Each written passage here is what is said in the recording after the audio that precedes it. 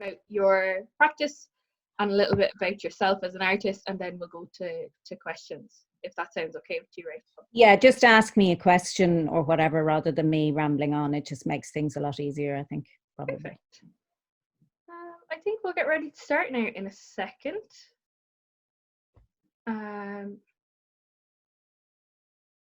Just making sure there's nobody waiting in the waiting room. Okay, so we'll start. So welcome everybody to our very first live Q&A over Zoom, and we have the wonderful Rachel Fallon, who has kindly agreed to do this. So Rachel, maybe we'll start with a little kind of look back on the conversation that we had with you last week. Maybe if you could talk a little bit about your practice and maybe some of the themes that come up throughout your work, and then we can open up the questions to somebody else in the group. Okay, I suppose my practice, I would see it as a feminist practice, and that would be very important to me. It deals a lot with themes around the maternal, but in a more universal sense. It's not necessarily my own experience always, but it's things that I have found that interest me around women's position in society, and in particular how certain aspects of women's roles are seen. So I think that would be kind of the basis. It's a lot about what protective expectations we have from women, what maternal expectations, and what that role actually is, rather than a kind of more autobiographical story for me in that way.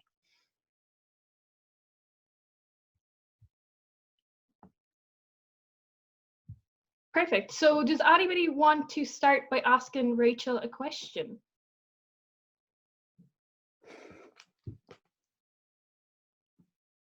Hello. Hi, CJ. Hi. Oh, thank God it's working. Okay. I know, it's the terror of these things. Go for it. Hi.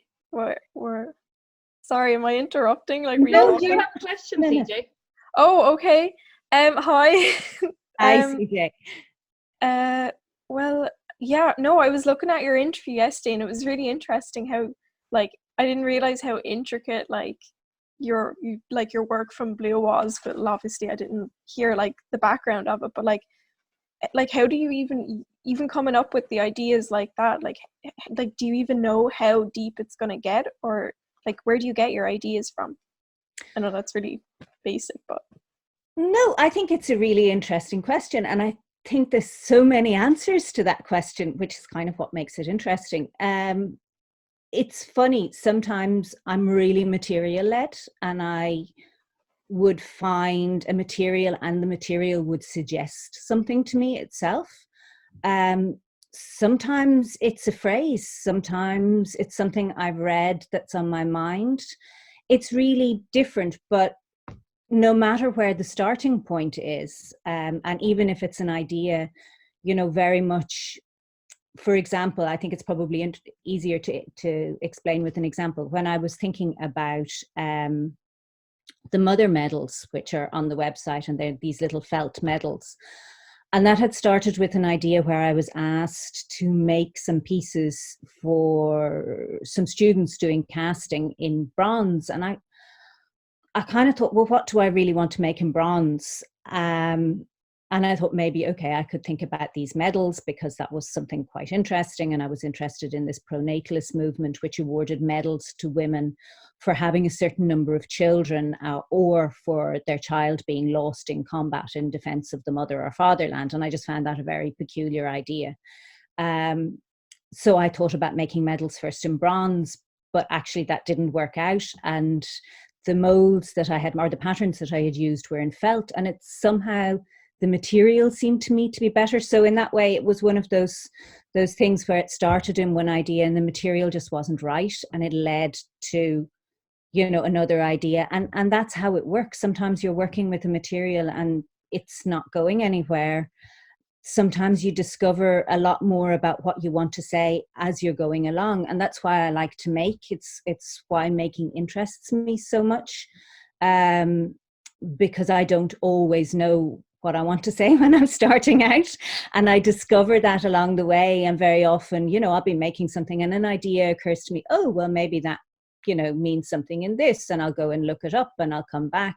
So it's always a backwards and forwards. It's like a conversation really before the piece is made. And the idea that I had in my head in the beginning is never the end piece, has never been the end piece. And I really enjoy that. I think that's the exciting part of it, because I don't really know what it's going to come out like in the end. I hope that kind of answers it a little bit. No, that's interesting, yeah. And like, have you ever found, I know that you went to film school and you worked with that, but like, have you ever found, not to be like disadvantaged, but have you ever found it, well, you know, you didn't go to art school, like what's that like, considering now you're an artist? It's interesting. I think what I found was a disadvantage was, and purely, you know, these are things that I think every artist, I think it's somehow universal sometimes, but I did think that other people knew things that I didn't, that they knew a special way of doing things so that they would know how to be an artist. And I didn't know those. And I think I was very insecure for a long time about how to be an artist and whether I could call myself an artist. But I also think, you know, that's a pretty universal problem. I don't think it's necessary to are intrinsic to my situation. I think a lot of people feel that. I think a lot of people have need a lot of time to actually say that they're an artist. It's quite hard for some people to say.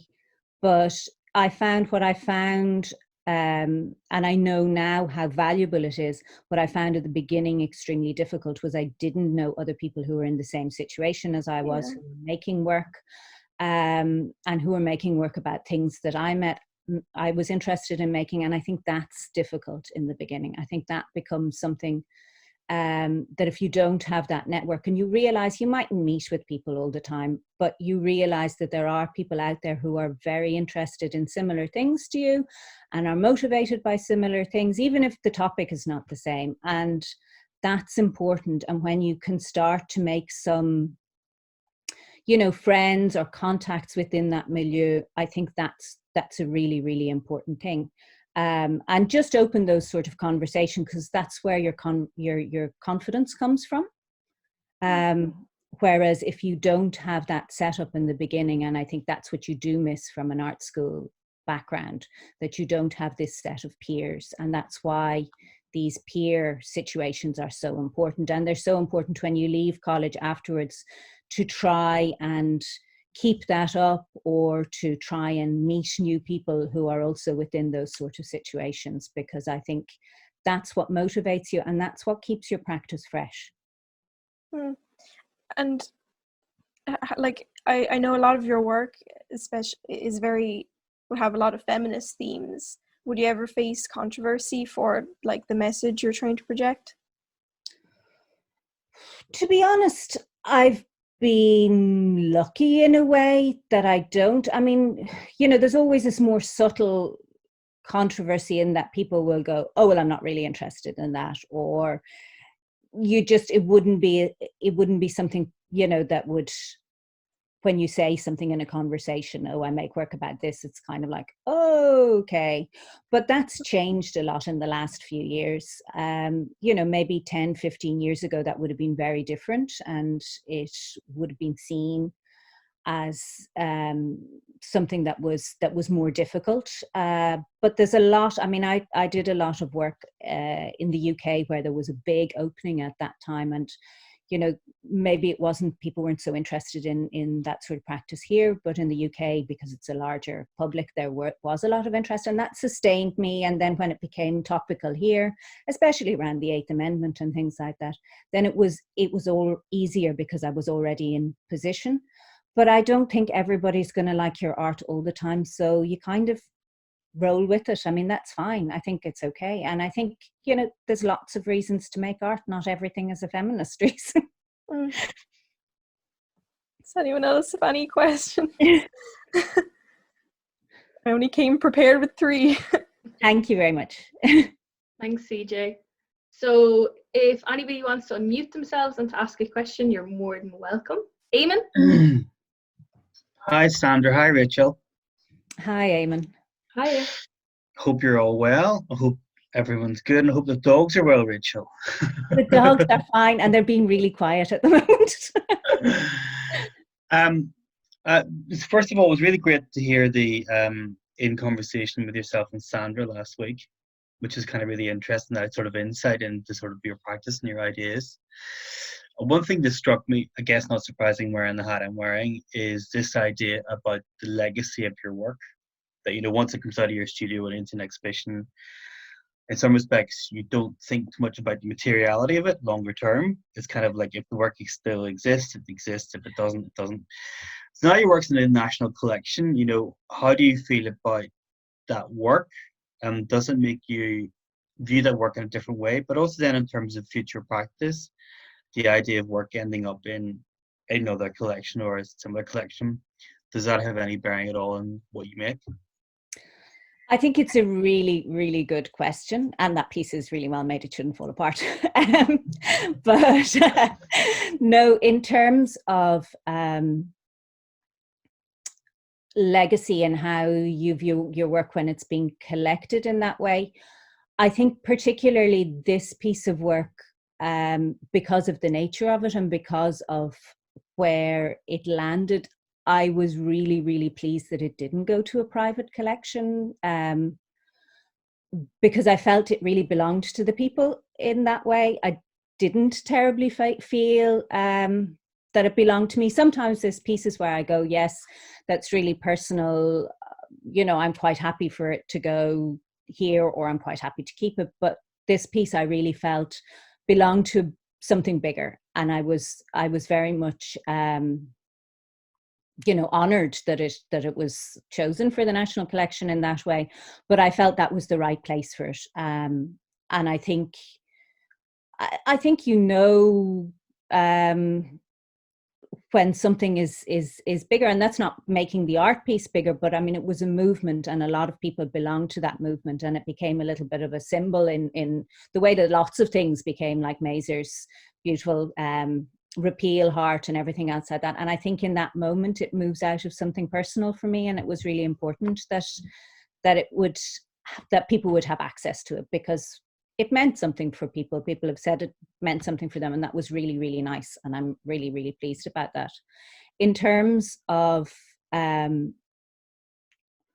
whether that would be, I don't think that really belongs to the making. I mean, there's work that I think about, yes. The banners have also gone to the National Collection, the bigger banners. They're also in the National Museum of Ireland.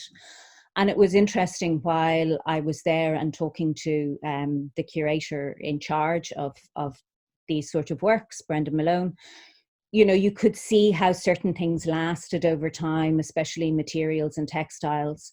It's very difficult to say what's going to last, because you're dealing with very different conditions all the time. So you kind of cross your fingers and hope for the best when you're dealing with textiles, that it will be looked after, that, you know, that things won't happen, that it won't get damp. You know, there's so many things. It's not really the same as looking after a painting that's in a frame, that's hanging on a wall, although you have all the constraints around light and heat and everything else like that. I do think, you know, it's a really difficult question. I don't think I can let it impose too much on what I'm doing, because there's certain works like this piece that I was talking to Sandra about in the talk. The meaning of it is that it falls apart. I'm happy to make it. Again, it's a performance piece as far as I can see, and it's a performance object. That's the hair piece made out of wire wool. But its intrinsic value is that it falls apart. And I think to go against the nature of those sort of things and try and preserve them would be to go against the idea of what that piece was trying to say. And that would be a different piece of work. That maybe makes sense. Yes, thank you. Anybody else?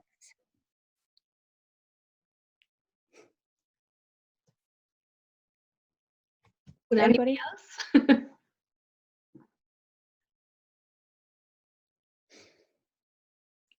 I have a question, Rachel, actually, for you, just in regards to the titles that you come up with for your works.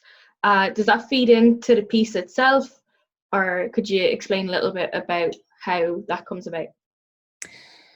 Sometimes with certain work, the title is there beforehand. Like I almost know the title and I know the work immediately, and sometimes that comes making the work, and then very seldom it comes then at the end of the work where I've made the work, but I'm searching for the title, and that's the most difficult part, because you have already made the work, you know what it's about, but you're trying to find something that actually holds it together, and you have to be so careful. I mean, I find I have to be so careful that sometimes things that come mean other things to other people. So I always do a big search and check out what that means in other situations, because you don't want to, you know, unknowingly associate with something that mightn't be, you know, in the interest of the work. So yeah, the titles, some of them come later, some of them come when I'm making them. And I mean, Manifesto Soup, for example, was really strange because I was trying to think around a piece that was to do with fluxus and ridiculousness, and something that would make me, you know, kind of that seemed humorous or seemed also against itself, like how can you have a manifesto soup? So that was one that came immediately, and then I was kind of going, okay, well, if I have a manifesto soup, how do I write a recipe around it, and what does it mean, and you know, all the rest of those. So the title really lent itself to the work, rather than other way around. But you know, there were other ones where with the maternal chain of office, it took me a long time. I knew it was a chain of office, but I didn't know how I would actually name it.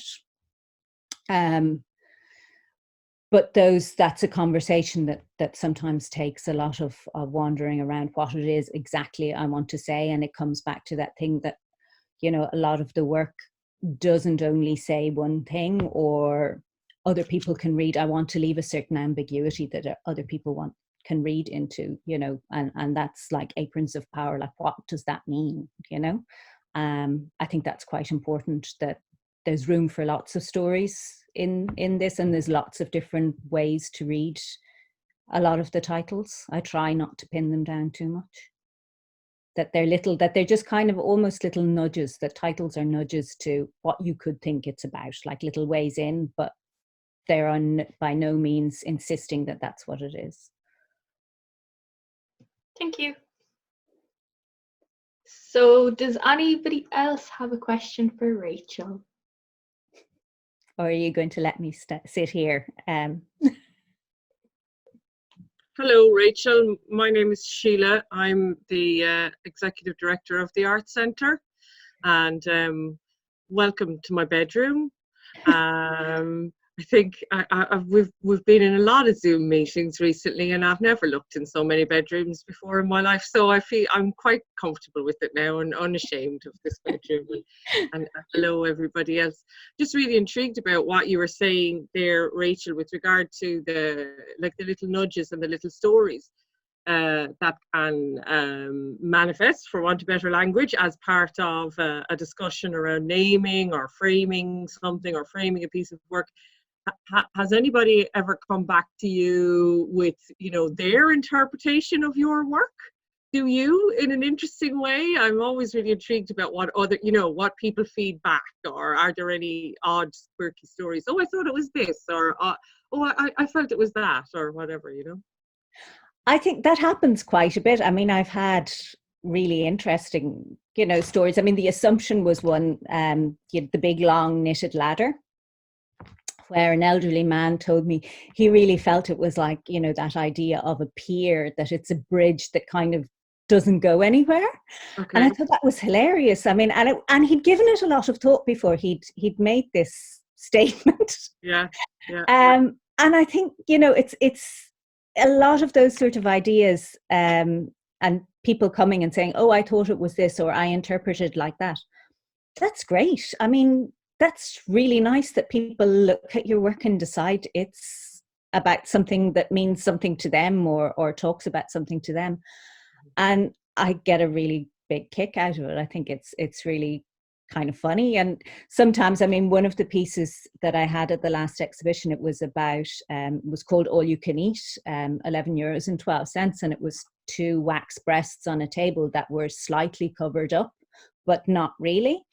And that inspired an informal collaboration between somebody who obviously felt that it should be covered up. So every other day they'd come into the gallery and very neatly unpin it and cover over the breasts and walk away. And actually, I mean, they were quite respectful in a way about doing it. And I thought it was just really interesting. I mean, I think those sort of ideas where somebody interacts with the work, it obviously says something or talks to them, even if it's a bad thing, you know, even if it's something that disgusts them or upsets them, it's had some sort of effect on them. And I don't think that's ever a negative thing in that way. I think that's quite an interesting thing that it's affected them in that way. But it was kind of funny. And we were all trying to, because that was the one area in the gallery where there was no CCTV. So we were all trying to work out who it was. But, you know, I mean, yeah, it was interesting. I think that's quite good. And when people come and tell me their stories, I mean, one woman, I'd made a piece years ago, and it was a little set of beds with pillows for dead insects that I'd found in my house. And she came back, a mother that I knew came back, and she said, yeah, my son has been going around collecting all these insects since he's seen that. And she was, you know, kind of mortified about it. And I thought that was the best thing ever, the fact that a child would be inspired to go off and collect things and do things. I was absolutely thrilled by it. So no, I think that's really nice. I think that's really lovely when people come back with their own interpretations. Or I also really appreciate when people go, I have no idea what that's about. Like, I just don't understand it. Because they have the balls and the confidence to turn around and tell you that they don't get what you're doing. They mightn't like it. And I think that takes that's impressive. And then you can open a conversation about, they don't have to like it, whether they think that's good, whether they don't think that's good. That's absolutely fine by me. But I think it becomes a really interesting conversation around what art could be, or what certain people think art is. And I think if there's not a push to like something, if somebody feels that they can say, I don't get it, I don't like it, it's an awful lot easier to open that conversation. Whereas if they feel they have to like it or pretend to like it, it's very difficult. Right. Yeah. Absolutely. Great, and thank you for that response. That's something about the art world that just fascinates me, is the conversations that happen around, you know, around everything, happen in the foyer, happen in the bathroom, happen as a byproduct. I just love that piece. So thank you. That was a great answer. Thanks a million, Sheila. Any other takers? Hi, Susan. Hi, Rachel. Thanks for that. I'm going to just ask, I suppose, from an educator's point of view, is there, because there's some of my students who've logged in, but how or what advice would you give to a young art student leaving our college? Now, I know you had a different route, and I suppose that's what's the interesting thing there. But looking back, and I suppose, you know, we've all, over the last couple of weeks, had time to kind of think about, well, this is what I've been doing, aside from Zoom meetings and tutorials, thinking about like how a practice is sustained over a long period of time, and how you do that very much, I suppose, from a position of isolation a lot of the time anyway, and how you communicate that to, say, young students who are leaving with ambition to, you know, sustain a career. So I was just wondering if you had maybe any tips, or, you know, just things that you've experienced that have been really important to how you've developed your career over time. I think the most important thing is that we kind of forget that idea that everybody does it on their own. I think that's really, really important. The idea, this sort of, you know, trope of the genius artist on their own, forging their way. Peer grouping is really important. And you can find that in lots of ways. I mean, that was the thing, you know, when I initially, because I had lived in Germany and I had worked with circus and I had lots of, you know, colleagues over there and people I worked with, so I was fine. But when I came back to Ireland, I was on my own, and because I didn't have that, you know, setup that from college where I could slot back into, I really had to think about how I was going to go and do this. So I, you know, looked at who was around, and I think you know, what I'd say to students is be proactive, and there's lots of really good examples of that. I mean, Ruth Lyons in the Good Hatchery, you know, there's lots and lots of great examples of students who've left art college and set up studios or set up reading groups or set up things like that. So create even, you know, little challenges for yourselves. I mean, we set up initially a group of us who had worked together through Wicklow County Council, set up an art, you know, initiation group called the Tellurometer Project, where in order to stretch ourselves a little bit, and you know, we didn't at that stage, I mean, eventually we set up a studios, but we didn't at that stage have a studios. We looked at how we could initiate work and different ways to initiate new work through a postal project. So we would send one another, you know, images or little pieces that we'd made in the post, and you use those as a springboard to make the next image, and you posted that image onto somebody else. So keeping contacts is really good. And then, I mean, I got involved with Desperate Art Wives, which would be the main group that I would work with in the UK. Because I saw an interview with Amy Dignam in The Guardian about the group and thought, okay, I'll write her an email. I'll see, she sounds like she's doing the sort of work I'm interested in. And I wrote her an email and I said, I'd really like to be involved. I'm over in Ireland, but can we do it somehow by email or whatever? And that's how it works, you know. So in that way, I think you have to be brave as a young art student, and that's not easy. But I think it's always worth it. It's worth, if you really admire somebody, it's worth asking, can they help, or are they interested in meeting with you? You know, they can only say no. And I found that terrifying at the beginning, but there were, you know, a number of cases where I, you know, took my courage together and went and asked, can I be involved in this, or can I be involved? And it's always been worthwhile. It's always been helpful. So that's what I'd suggest. Just don't think you have to do it on your own. And also, you know, we set up reading groups, not from the point of reading academic texts, but looking at things that were maybe in the art newspapers like Hyperallergic or Artsy, or the art newspaper itself, topics, and discussing them, maybe things around cultural appropriation, the whole work about Dana Schulz, or the whole piece about Dana Schulz's work a few years ago, and what does that mean and what do we think about it? And I think it's, you know, dissecting these sort of issues with a group of people clarifies how maybe you think about things, because they're very hard things to tackle once you're out of that sort of academic setting. But there's great benefit to talking about what's going on in the art world in a broader sense with other people. It's a really nice thing to do. Thank you. Yeah, no, I agree with everything you've said. But you know, that idea of bravery, I mean, even when you are, you know, creating and establishing yourself more and more, bravery becomes harder and harder. You have to keep being reminded of that, in the sense of taking those steps and asking for help, and not, I suppose, I mean, I suppose it depends on your practice as well. It depends on how you create your own work. Depends on materials and things like that as well. So asking for help is always a good advice. So thank you. It's really hard. I mean, I find asking for help really hard, but I'm lucky in that I kind of am in a maker's milieu. And a lot of people who make, you know, three-dimensional work are really good at sharing. They're fabulous at sharing their advice, and they go, oh, I tried this out and it didn't really work, but if you try that out, it might work. And I find that really, really helpful. They're always, you know, people like James Hayes and Mick Wilkins and Mick O'Hara and various different people, they're always really generous with their knowledge.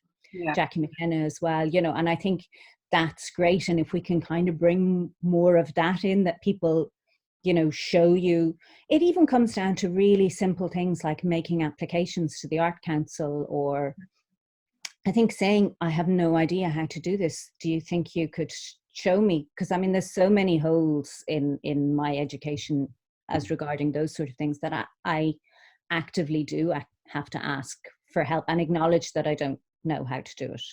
And that's not so easy. It's really not so easy sometimes, because you don't want to show yourself up as not being, you know, professional and things like that. But I think it's to your detriment if you don't. Okay, thanks.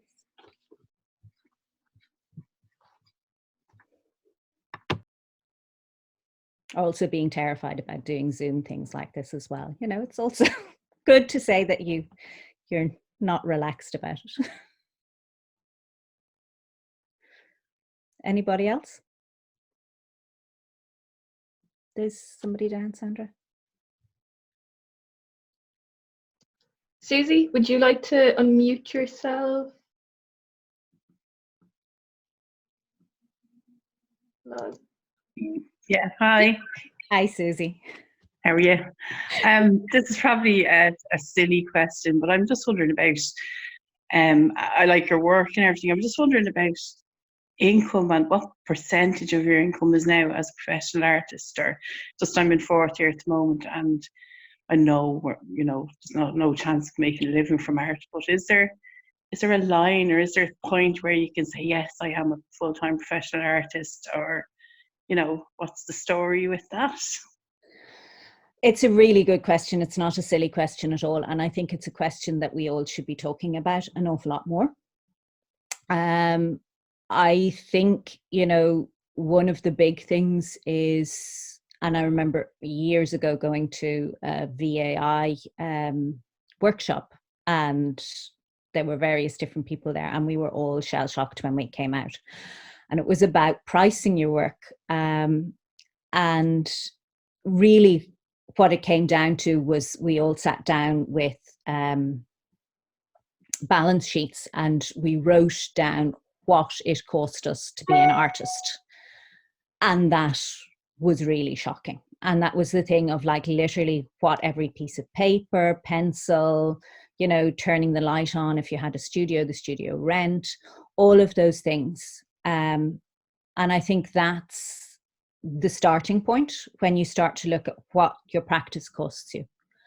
And then, you know, the first level of dealing with that is, can you cover those costs through your profession? Like, how do you cover your studio income? How do you cover your various different things? And that's the aim. And sometimes you will manage it. And when I was in Berlin, I had very low costs and I could manage it. When I moved to Ireland, it was much more difficult. You know, I try to do, sometimes I work as a technician, so I try to do a technician job, or, you know, for somebody, either gallery installations or making work for somebody else, so that I have that money. That's my bread and butter money to cover the cost of my studio or to cover what I'm doing. And that's, you know, you start working like that, you start trying to cover your costs. And it's a really hard one. It's very difficult. And I think it's one, that's why, you know, we need to talk about this thing. Are you being paid, and has the artist been paid? Because unless we want to ignore the problem that it is a very badly paid, insecure industry, we're going to have people falling away, in particular people who come from lower socioeconomic groups who cannot sustain a practice like this. It's just too difficult, and that's not right. We need everybody who wants to be an artist to be able to be an artist, at least, because you know, we need it. We need that variety of voices, you know, and we don't have them. Sure. Thanks, Marion.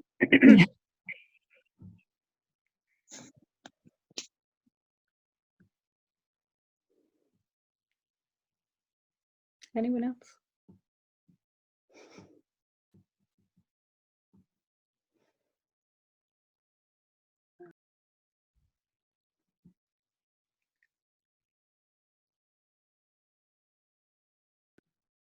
Hi, Rachel. Sorry.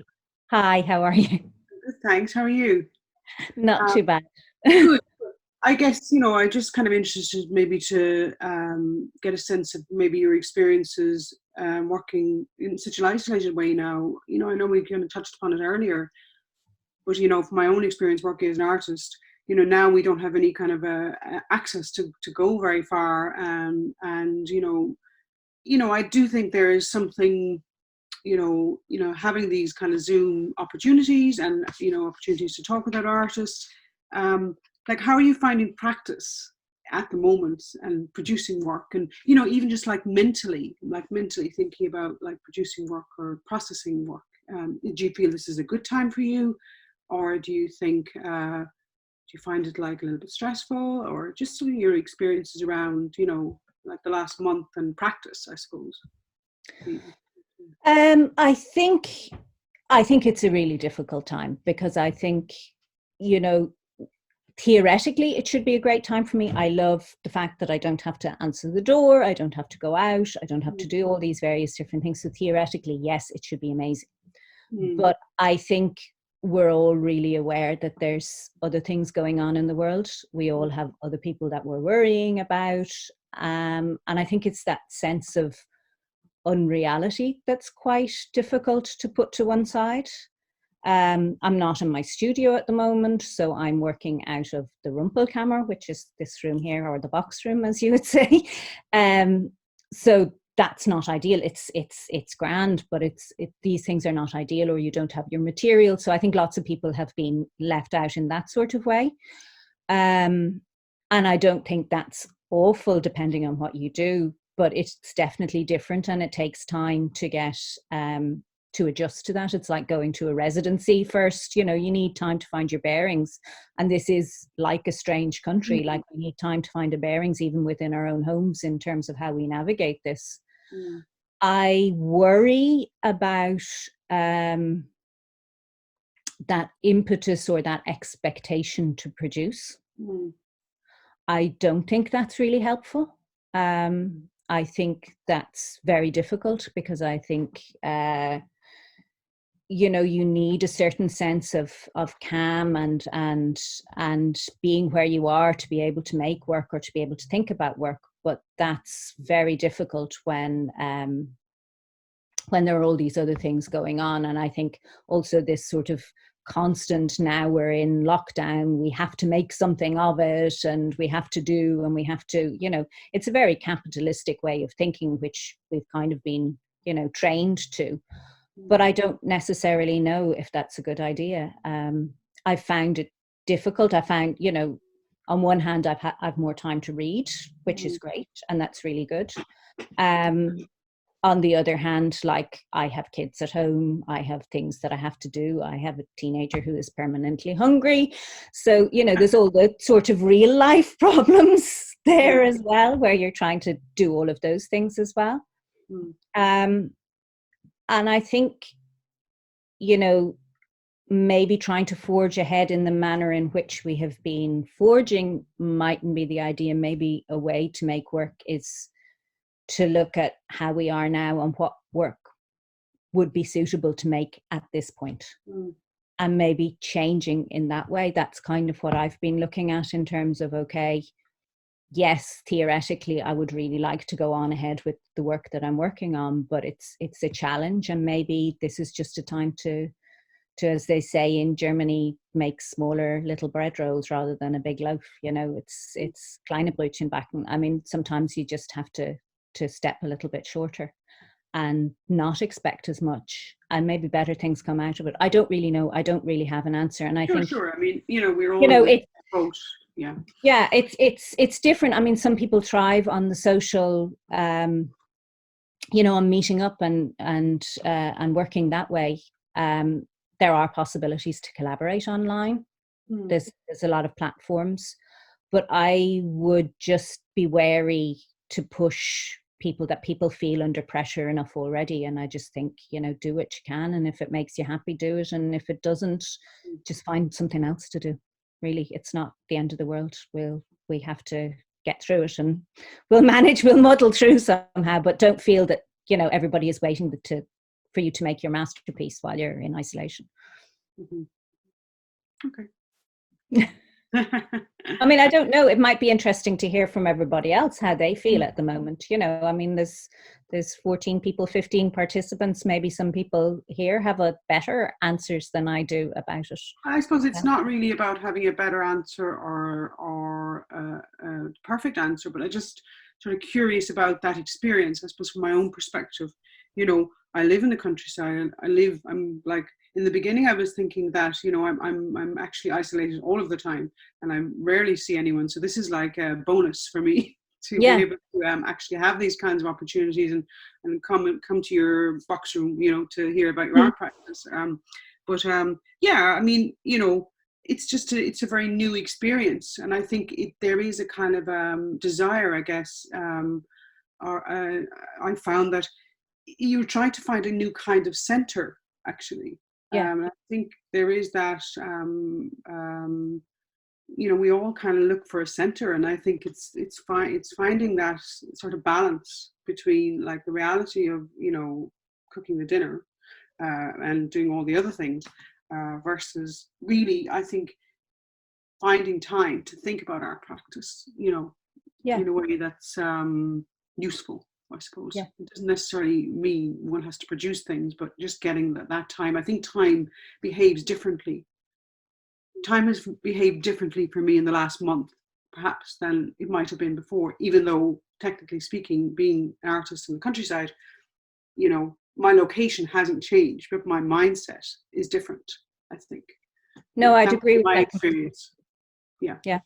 No, I'd agree with that completely. I think it's, we're actually having residencies in our own lives at the moment, which we don't usually, we're usually very busy, and now we're actually, residential in ourselves, and that's quite a challenge in a way. It's kind of curious, right? Yeah. It's an interesting kind of, experiment or experience, I think. And I think, I'm, it's a little bit unsettling, I mean, you have the medical, narrative, I suppose, that's unsettling, but then there's this experience that's a little bit unsettling. And I think, like, not being comfortable, that's okay. I'm okay about it, but I'm just curious about how to realign myself, I guess, But I think it's something we do quite well. I mean, I think being uncomfortable and looking around and seeing what the uncomfortableness is, it's kind of an interesting thing for an artist as well. And maybe we just need to sit with that for a while rather than thinking about what we could make from it. Absolutely. I would agree. So on that note, I'll unmute again and say hello to everyone, and just leave it to the floor again. Thanks, Rachel, very much. And really, it's lovely to see you here on Zoom. Thank you. I think to pick up on that point, Rachel, there is a narrative going around that, just carry on regardless and it's fine, which is kind of bullshit, because none of us seem to be in this situation. We're forced into this by a worldwide pandemic, and this idea that somehow we all just carry on and we're all more productive and we're all carrying on whatever, and work goes on and all of that. But as you said, there's lots of things that are unsaid. There's fears that we have, there's worries about the future, there's this massive recession we're about to head into, and it's just like, so we can't just carry on as we are. And I think that, what I've learned, I mean, even though I work remotely quite a lot, is that, the interaction with others is so important. And the fact that, I can't go and see exhibitions, I can't go and meet artists, I can't go and see my friends and have a drink, is a real imposition in my life. Now, they're not major impositions because I'm not dying. People working in hospitals, people who lost loved ones have had major impositions, but this is not normal. This is not something we choose to do. So sometimes, artists friends I talk to, some people think it's actually okay because I don't have any distractions, and there are other people who are utterly paralyzed because they don't have any of the stimulus that they get from meeting people, from seeing stuff, from whatever. So there's not one easy answer, and I think that we all have to rely on ourselves, but also reach out more. And I think, as someone said at the start there, this idea that it's very hard to go and ask for help, and I think this is the time where we all want to help each other, and this is the time where as a visual art community, we can kind of come together in whatever way that may be, and just be of help and support to each other. So there are lots of problems with this, what we're in, but also I hope that as a sector, we kind of help each other out. I think that's a really good point. I mean, I think the other part of it is that kind of occurred to me is there is no, like, online is marvelous, and there's always been this talk about, you know, moving things and looking at exhibitions online and everything else like that. But even in terms of this exhibition, Blue, which is, you know, primarily sculpture, you realize how these things don't translate to online. Like, they're fine to look at and everything else like that, but there is nothing that actually, you know, can replace that experience within the gallery in the same way as a Zoom conversation does not replace the experience of actually seeing somebody or meeting up with somebody. And I think that maybe that's a really good thing that we're starting to realize that, because we were very much heading towards, well, everything can be done online, and, you know, we don't really need one another, and we can all be insular and sorry, is it Sheila? Yeah, just absolutely that. Just to chime in very anecdotally, both Eamon and Rachel, we have a theatre artist in residence for this year in Garter Lane, and literally just before we were all being shut down, I had a conversation with her about her practice and you know, what she thought, and put that out to her. Oh, well, what do you think about online? And straight away she was like, nah. No, not for me. That's not what it's about. I'm a theatre maker. This is my practice. It's about the live experience. I'm going to own this. I'm going to own how I feel about it. I'm going to, you know, and I was just really supportive of that. I was like, own it. Yeah, absolutely. If that's how you feel, then for sure. So I think it's a really interesting space that institutions like ourselves find ourselves in, because we must be in a place where we're a kind of a holding ground for those opinions and for those feelings, and absolutely supporting the artists around that to say, you are completely within your rights to feel this about your practice. You know, it's hugely important. So we're playing this, we had a Zoom meeting before this discussion here with the management team, and I was saying there's so much dancing that's going on in my bedroom at the moment as I have these discussions with individuals, and that's what we're doing. We're all playing the dance or doing the dance, but yeah, just really supportive of artists who are saying, this is what I feel at the moment actually, and I'm going to own it, you know. So anyway, I'll shut myself up now. No, I think it really is. I think it's really, you know, in terms also of what Eamon was saying, like, I think it's a realization about many things about how we interact in the art world, and, you know, those little conversations that happen maybe, you know, in the in-between times are really important, and they really progress what you do, and it's very hard to do that online, and I think we all have to adjust hugely to that. And as I say, I'm not sure, you know, I think in the future we'll be able to say what it meant, but I'm not sure that we can, you know, coalesce all of that and know what it means and make work and exist through this time all at the one time. I think that's a really big ask of anybody, to be honest. I just say, like, I think, you know, as visual artists for maybe a long time, we have been resisting, though, the unique language that online presence can give us. And I'm not too sure if many people do it very well. And I suppose this has kind of been, again, something I've been thinking about as an educator and as an artist. As an educator, because we've been asking students to digital art portfolios now of work that wasn't made, isn't made, and hopefully will be made into the future. But as an artist and as somebody who makes work that is like installation based, so a lot of my work, and kind of similar to what you were saying, Rachel, in the sense that, you know, as if you're dealing with performance, it exists in a space and time, and the documentation then becomes an extension of how that work happened.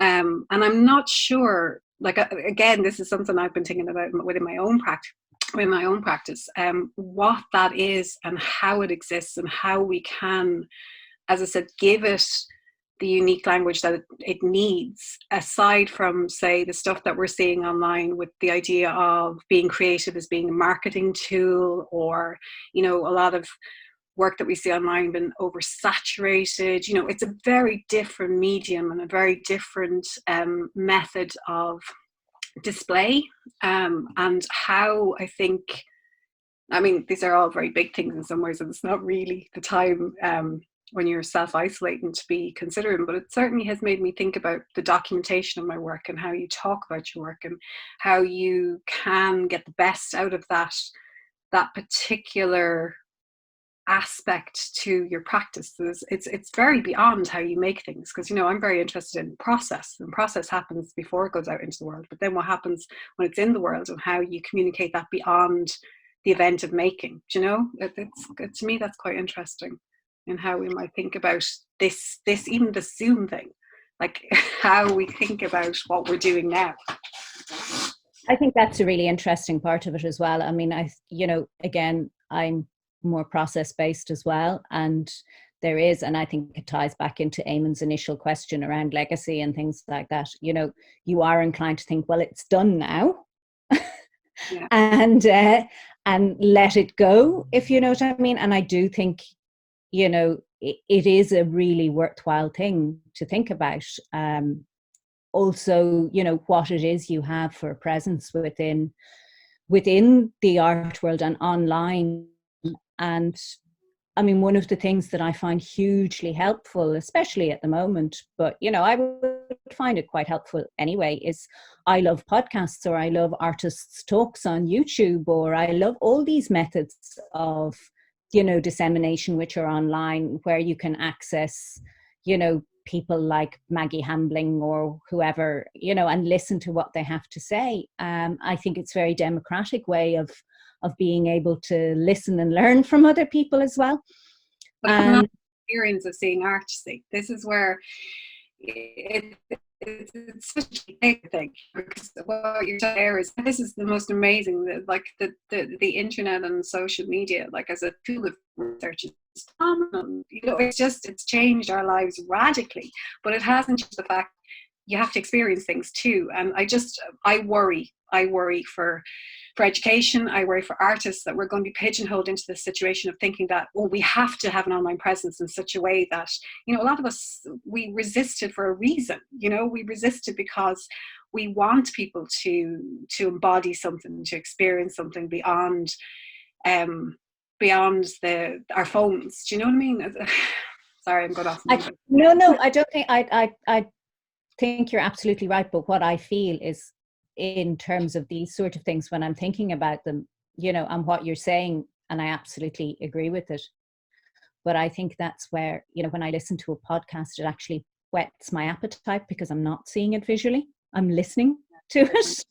And I'm listening to a talk. I'm not experiencing an exhibition. I'm listening to somebody talking about their process and talking about what's going on. And I think that's quite interesting, because then I actually want to see it.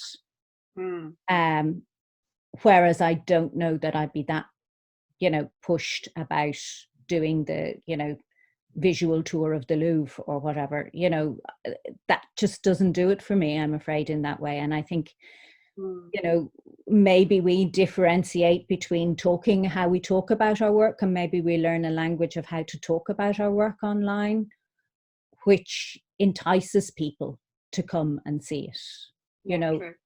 Or to go and see the live work, because I really don't think, I think for a lot of work, it's a poor substitute. Online is a poor substitute for what it actually is.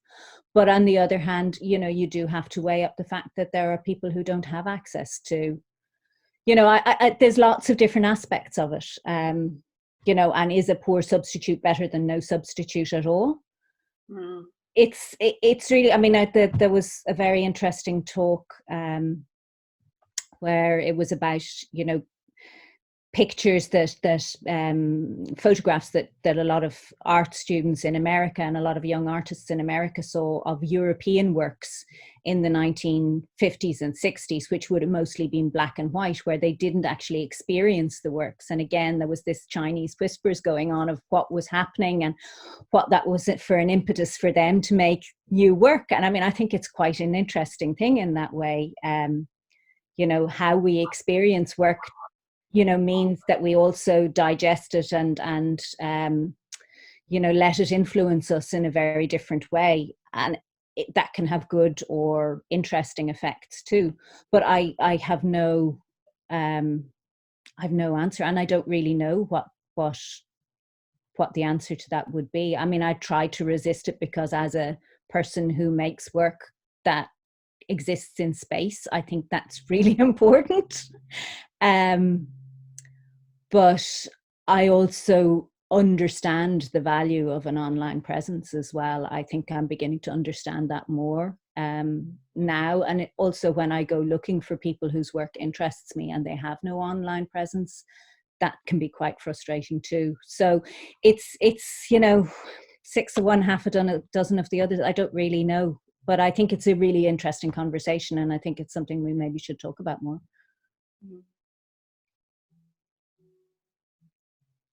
And I also think it's a very different thing for particularly younger artists who've grown up with online presence for, forever, how they actually interact with that. That might mean something very different to them.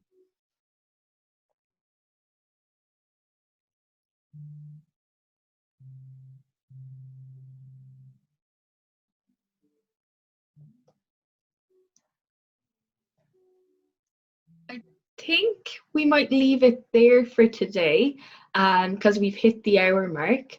But I would love to say thank you to Rachel for being such a great sport and taking part, to everybody who joined in online. And if you haven't seen the clips of Blue, please make sure to go onto our website on garterlane.ie and have a look.